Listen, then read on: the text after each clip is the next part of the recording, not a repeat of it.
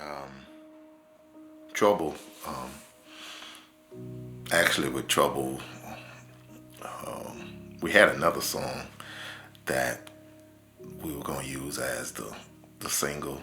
We already recorded it, mixed it, mastered it, everything, had the artwork, the whole nine, and some kind of way we could never find a good time to release it, and it never just just couldn't find the right moment to release it. And when God gave me this song, I realized why. So with Trouble, I don't feel like I wrote Trouble. Trouble is a song that God gifted to me. So I didn't sit down at a piano and at the piano. It's like Trouble brings me close. I sat down at the piano, and God told me that trouble brings me close. Sat down, and He told me that He's never gonna let me go. And so that's why the song is written in first person, because it was actually His words to me. He told me He was still in control. He told me that I was still His. That He said, "You're still mine." And it's amazing to me that God would sing, that He sang to me, made it easy for me to remember. And I was thinking about it is that I'm a songwriter, and so I'm a person that writes lyrics and sings melodies, and that God would sing to me, which tells me that God, He loves us enough to speak our language. So He sang it to me, because singing and songwriting is my language. And so these melodies, it's a constant reminder. And so I love the lyric and the melody. That my favorite one is "You Still Have Hope." That is my favorite lyric in the whole song. That you still have hope, because in this season when I lost my wife, it made me feel hopeless. Because Malika is the only woman I've ever been with in my life. She's the only one I've ever been with in my life. I married her for one reason. I married her for one reason, because I couldn't see my life without her. Had no vision for my life that she wasn't in it. I couldn't fathom living life apart from her. She made me better. She didn't complete me. I'm complete in Christ, but she was definitely my addition. She walked in the room, and she always lit up the room, and I realized when I met her that I was attracted to light. She was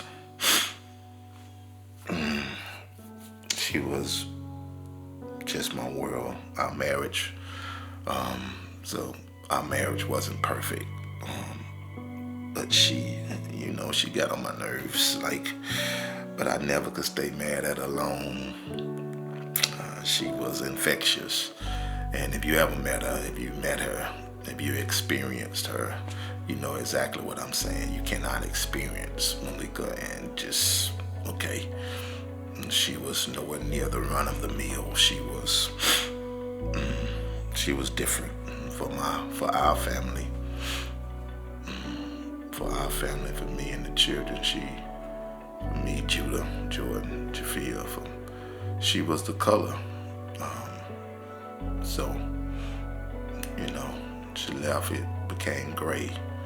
She, if it was food, she was the seasoning. If she's gone, everything is bland. So now here it is, the person that I couldn't see my life without is no longer here. She gone. Many people probably don't know that when she left us, when she departed this life, we witnessed it. It was not like I woke up and she was gone. She passed away right in front of us. She was having a heart attack. And we on the phone with the emergency services and doing everything they told us to do, and it's frantic. It's a madhouse. So we're doing everything they told us to do.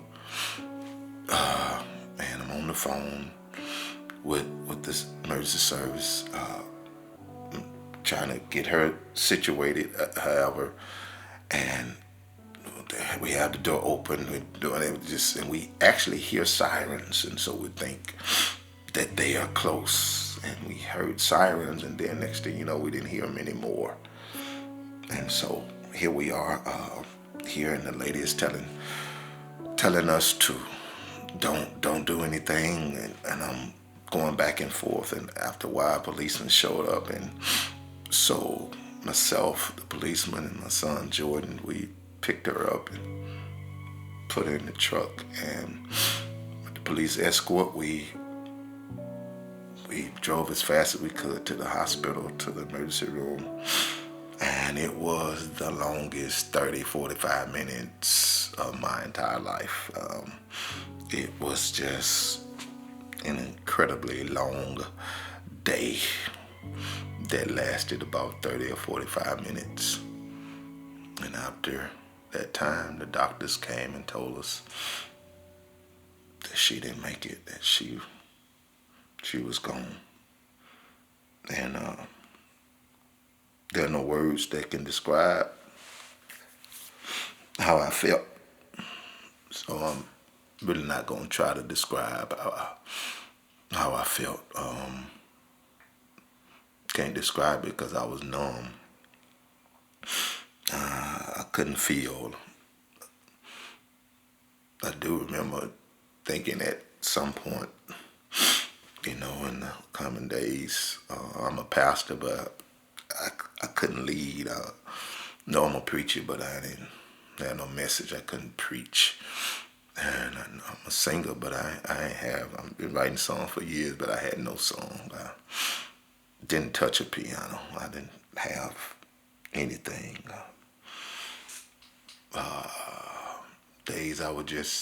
Nights I would just sit up. I couldn't sleep, so I would sit up all night and literally wait for the sun to come up.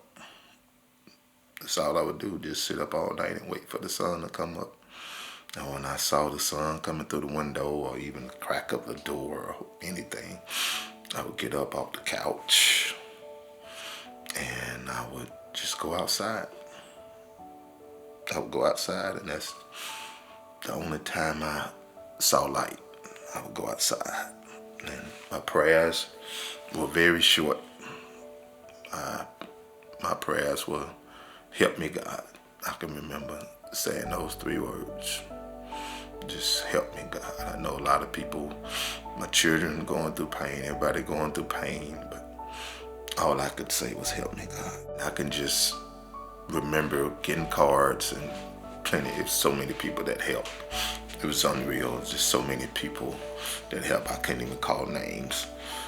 And eventually they'll give me a card, and I open one and just throw it to the side. Not that I wasn't grateful or thankful. It was too much to me on what the card represented. It represented that she was gone. I was in a place where, and I know it was selfish, I was in a place where I didn't even want to have a funeral or celebration. I didn't want to have any of that. I didn't want to have a funeral. I told Ben is my friend, he's a funeral director. I told him I'm doing enough crying on my own. I don't need any help. I don't need any help in crying. I don't need any help. I told him I got that covered. We don't need, but he told me it would be good to have it, and of course he was right. But and so I had this beautiful celebration. Over 2,000 people, literally 2,000 people or more. When it was just, I really hadn't. It was just overwhelming to see the amount of support and love and the amount of people that showed up.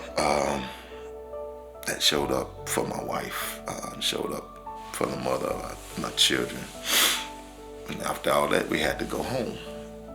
Me and the kids had to come home, and sometimes it was like we were strangers because she was very much the thread, not close to my kids. It's just this new world. It was just a whole new world without her. And we're surviving. We're making it. Day to day, we're making it. Some days are better than others. Some days, not so much. But we're making it. And so as time goes on, a little over a month later, as a matter of fact, I was looking at my phone on when I actually sang the song. In my phone, it was September 29th. And I sat down and at the piano and just heard, there's nothing you can do. Nothing you can do. Nothing you can say. It's never been a day. And I just start hearing all of that, and I just singing that, and when I got to the end of the first verse, when he got to the end of the first verse, he said, trouble brings me close. And that's actually when I lost it. I lost it. Trouble brings me close. I didn't lose it in a bad way. I lost it in a way like, God, you think about me like that. You love me like that. You care about me like that, like on that level, like all that's going on, that you take time and sing to me. And that's when I lost it. I just was, I lost it. And I just sat there, and I don't know how long I was at the piano. I have no idea how long I was there, but it was just incredible to hear God sing to me. It was incredible to know that he cares about me like he does. It was incredible to know that, and it became my song. It's crazy to me. He used my voice to sing to me. That's kind of crazy. It's like God is saying, and I can hear God saying now, like, if you can't hear a song, then sing one. And so he gave me this song. And so after a while, I called Marcus Singleton, who I worked with for years. He's an absolute beast, by the way. He's an absolute beast musically. I sent him the song, but I didn't just send him the song like I normally do. I normally just send the song and give him the BPM and all of that, and give him just some kind of pointers of what I'm hearing and thinking. I sent him the song, and I actually told him the story behind the song. And so he said something he usually doesn't say. So I sent him the song, gave him the story behind the song, and he said, so what I'm going to do, I'm going to just sit with it. I'm not going to go and work on him, because if you ever work with him, he's so talented. His turnaround time is crazy. But he said, I'm gonna sit with it after hearing the story. And a few days later, maybe a week later, something like that, I woke up about 5 something in the morning to a text, and he said, sorry for texting you so late. So he texted me in the middle of the night, and he said, but it just hit me. And that's the words he said. It just hit me. He said, it just hit me. And when I listened to it, when I heard the music, I was blown away. It was incredible. It was a perfect fit. It was like God gave me the lyrics and the melody, and it was like that God gave him the music, because it just, the way it was produced so well that we literally made no changes, not a single change, no add this, no take away this, no nothing. He sent me the music and we recorded to it, and so it's this,